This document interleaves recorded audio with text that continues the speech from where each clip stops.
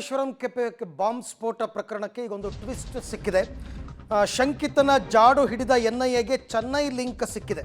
ಅಂದರೆ ತಮಿಳುನಾಡಿನಿಂದ ಬಂದು ಬಾಂಬ್ ಬಿಟ್ಟು ಆತ ಪರಾರಿಯಾಗಿದ್ದಾನೆ ಅಂತಕ್ಕಂಥ ವಿಚಾರ. ಒಬ್ಬರಲ್ಲ ಇಬ್ಬರಿದ್ರು ಅಂತಕ್ಕಂಥದ್ದು ಕೂಡ ಒಂದು ಶಂಕೆ ವ್ಯಕ್ತವಾಗ್ತಾ ಇದೆ.